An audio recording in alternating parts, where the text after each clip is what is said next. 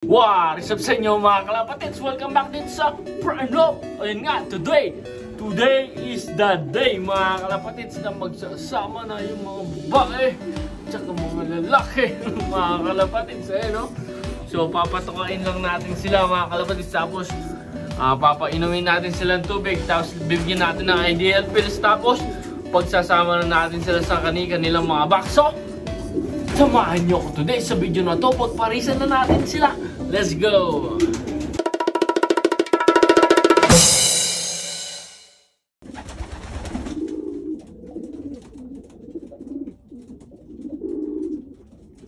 Yan na nga mga kalapatids, ito na yung mga barako.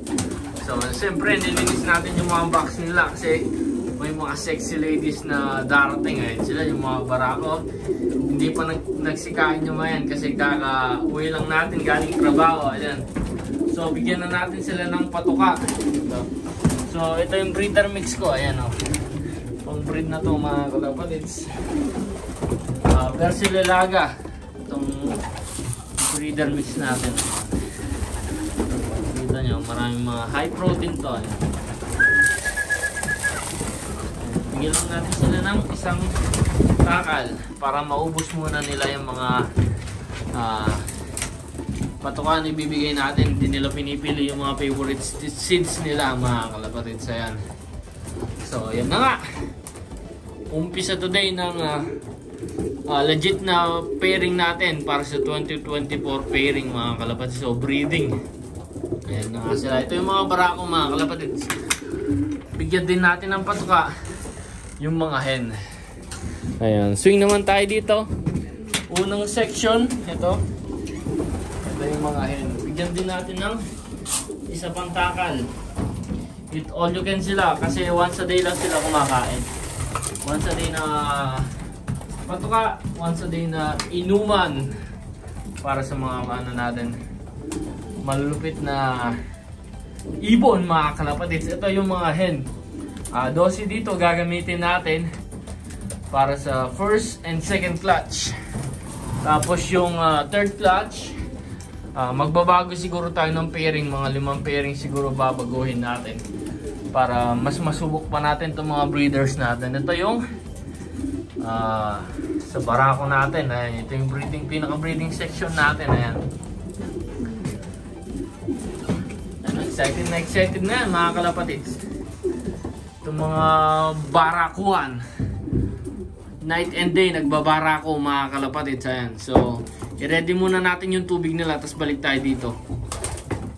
Tapos ito naman yung supplier natin, binigyan na rin natin ng patuka. Ayan, gagana kumain, no? Kasi once a day lang mga kalapatids.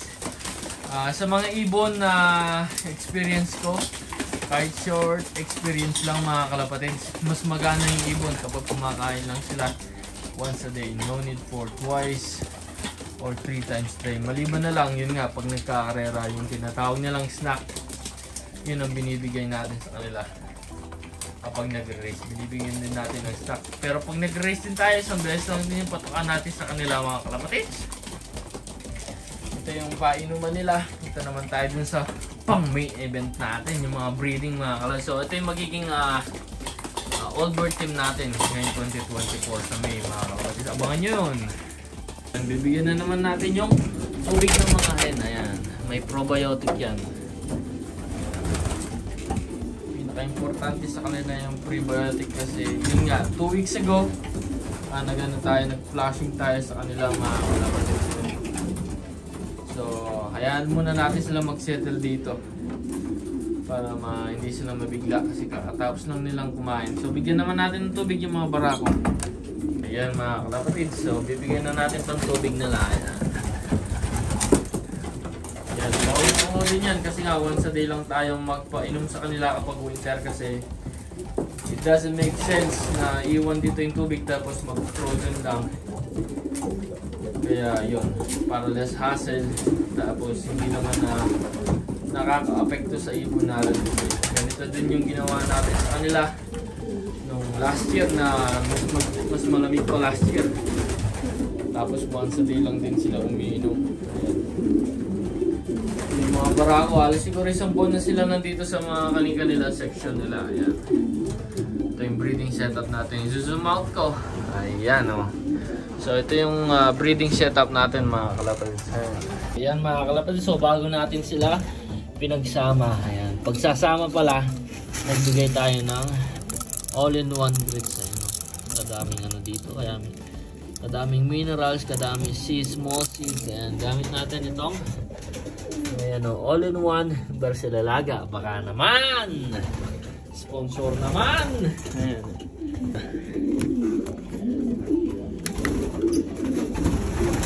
Kumakain pa sila. Mga ano pa, 20 minutes. Magsasama na natin sila. Ito din yung mga barako. Tumitira din ng mga grits nila. Ayan. Lahat binigyan natin ng fresh grits. Kasi yan yung pinaka-importante sa pag-breeding bago mag-breed yung mga ibon. Condition yung mga ibon natin mga kalapatids. Hinahanap na yung mga kapares nila. Ayun. Tapos bago tayo nag-breeding, lagi natin ginagawa yung 2 weeks preparation.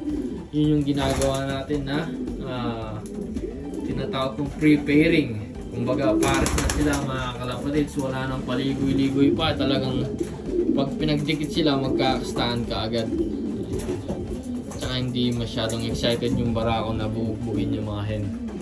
Yun ang paraan ko sa pag-breeding is to be ano ko sila, preparing ko sila. Yun, kung makikita yun, tinatawag na yung mga asawa nila. Kasi nga may asawa na sila, nakapag-preparing na tayo. Porsche 911 no? Mga kalapatids, ang yabang niya. May kapares na yan. Si Thomas 6 Bull pa rin mga kalapatids. Ito yung Porsche 911 natin. Tapos yung katabi niya, ayan naman yung first overall champion natin mga kalapatids. 2023 Young Bird mga kalapatids. Ito yung first overall sa club natin. Napakabagis na kalapatid. Tapos yung kapatid niya na champion din. Ayun. 8 Ace overall champion ito.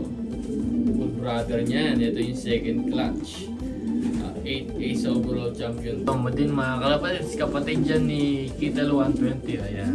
Ginamit din natin siya. Ipapares natin to dun sa Johnson Hubens natin para sa first and second clutch niya. Pang third clutch niya, ipapares natin siya dun sa Give Bird ni Stan Gowell. Yung banlon natin ito. Ito naman, top 3 yata nung second race. Ayan. Smash race yung mga kalapatids. Tapos nag-top 3 to.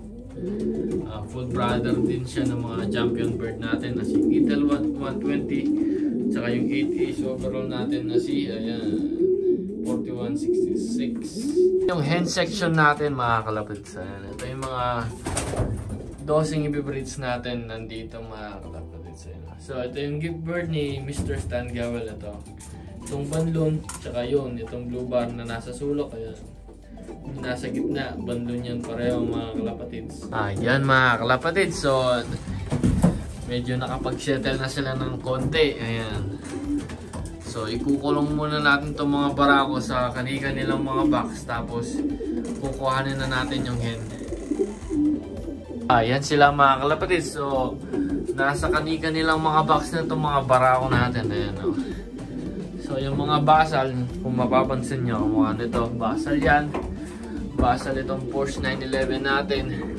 Nilagyan na natin kaagad ng pugad. Tapos ito rin yung technique ko para kaagad silang kaagad mag-mature to. Nilagyan ko kaagad ng pugad mga kalapatids.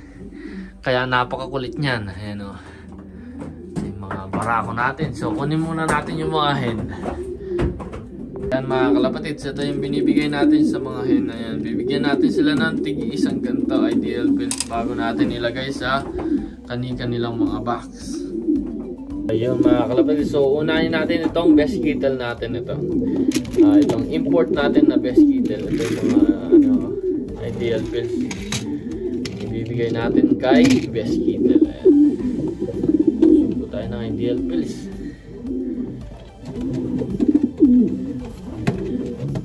Ito yung import natin na best Kittel mga kalapatids. Ang ganda niya oh. Ito tabi muna natin to, hindi naman sponsored. Ayan o, ito yung pagmumukha nito mga kalapatid. Ito, nakikita nyo naman yung pagmumukha ni Best Kittel. Shoutout sa'yo Unulop kung nanonood ka. Shoutout sa'yo.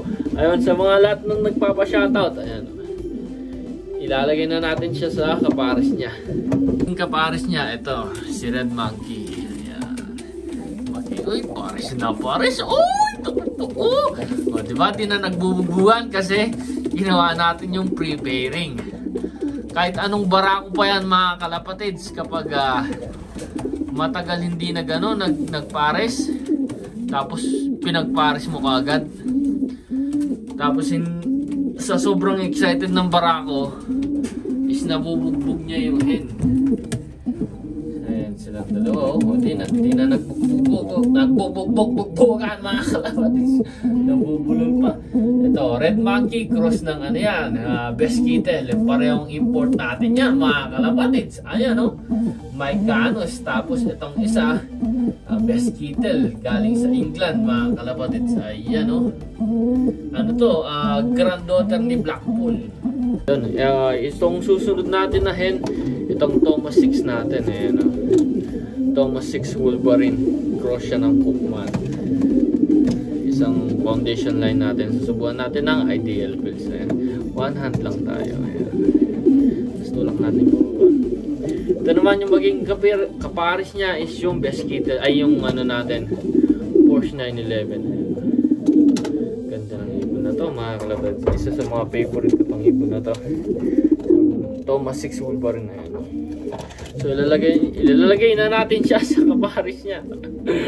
Kabitaan niya po yung kapares niya, itong Porsche 911. Ayan. Ito yung magiging kapares niya. Ito lang naman mga kalapatids, si Porsche 911. Ayan o, nakita na, gumagalgal na, lumilibi. Aro, nagtanaw. Yan o, kasating na map. Ayan, pinagsama na natin. Yan, pares na to. Kasi nga, ginawa natin yung pre-pairing mga kalapatids. Ganun ka-importante para sa akin yung pre-pairing. Ayan, para mag-breed ka agad. Ayan, ganda ng Porsche 911 natin. Oh, walang hiya. So, yung mga 9 tsaka 10 flight niya, pinapahaba pa niya. Kaya, yung pakpak niya medyo short. Yan o. Uy! Ang ganda talaga ditong Porsche 911 natin. Ayan o. Magay ka muna sa mga kabalan natin, Porsche 911. Uy! Alex, wala na eh. Kalari yun eh. Uyan na, uyan pimetong. Tarita na. Soy! Bueno, kung natarita tutuloy, kuhanan na natin yung susunod. So, itong susunod naman, mga kalapatids. Ito, ganda ng katawan nito. Ito, kahit hawakan ko to, magdamag mga kalapatids, hindi ako mapapagod hawakan kasi napakaganda ng katawan. Ito naman yung inbreed Porsche natin. Inbreed din siya ng Picasso. Parehong both side, nanay tsaka tatay. Ayan. So, ito si Picasso 911 911. Ayan, bigyan natin ng ideal pills. Dito natin pulol na. And niluwa, bigyan natin ulit. Ayan. Ayan siya mga kalapad. So ito yung isa sa Porsche 911 natin. Itong hen na to, papares natin to dun sa ano natin, dun sa Champion. Syempre mga kalapad, papares natin kay Kittel 120 itong ibon na to. Ganda. Ganda ng balance sa katawan niya. Ayan. So, ilagay na natin siya kay Champion mga kalapatids kasi nagkukumaus na. Yung first overall champion lang naman mga kalapatids. Itong trophy natin na si Kittel 120. Ayan, no? Sa kanilang lahat, sa lahat ng barako ko mga kalapatids, ito yung pinaka-territorial. Papalabasin ko, ayaw lumabas. Tapos ayaw talaga lumabas sa nest niya mga kalapatids. Gusto niya dyan lang yan mga ibon na yan. So, bigay na natin tong, ayan o, si Porsche 911. Ayan o. Sana maglabas sila ng maganda. Isin natin yung mga anak nila sa sa OLR mga kalapatids. Susubukan natin. Ayan, talinda na o. Kalar yun eh. Ayan o. So, first overall champion cross ng Picasso 911. Porsche 911 tsaka may halong Picasso. Ayan o, something na ba po. Ayan o, nung pwede lamang isang ring anak bagay ang Pilipinas, sentala. Muna yung wala masakit. Ayan o, santinda. So, susunod naman mga kalapatids, marami pa. Ano mga kalapatids, yung si Jansen Hubens natin, ayan o. Ipapares natin siya dun sa kapatid ni Kittel 120, yung nag-third dun sa Smash Race. Ayan yun. Gagamitin natin to kasi itong ibon na to, madaming records to mga kalapatid. Since 2016 hanggang 2020 mga kalapatid, napaka ganda na record ng ibon na to. Ayan. Ayan yung pakpak niya oh. Ito, gusto ko dito naman yung body type niya. Ayan oh. Sa akmang-akma sa natin sa Kittel 120 line, itong Jansen Hubens. Ganda. So ilagay na natin siya. Nag-third nung second race natin ito. Smash race yun mga kalapatids, kadami na wala na ibon. Ayan sila oh. Paris na yan kasi nag-preparing na tayo. Ayan. Basal yung barako, yung head hindi. Ayan. So next naman yung kukunin natin mga kalapatids. Ito, next naman, itong proven breeder natin. Naglabas ng 2 champion. Tsaka napaka-consistent na ibon. Ito si Lady Kittel. Ayan o, ganda niya. Kung makikita nyo, kamukhang-kamukha ni Kittel 120. Ito yung nanay niya mga kalapatids. May idea ko. Mag-comment kayo down below kung magandang idea o hindi mga kalapatids, kasi newbie lang din ako. Gusto kong pagparisin yung si Kittel 120, yung first overall champion natin, pati ito na si Lady Kittel. Parang maglalabas kasi ng yung kung anong ilalabas ng maganda. Pero sa ngayon, yung kapares niya yung tatay ni Kittel 120 na yung inbreed chief natin. Ayan, si Kittel, Lady Kittel mga kalabas, yung proven breeder natin. Ito mga kalabas, ganda. So ilagay na natin siya sa kapares niya. Maging kapares niya si inbreed chief po. Ayan, punta lang muna eh. Oh, tagta na oh.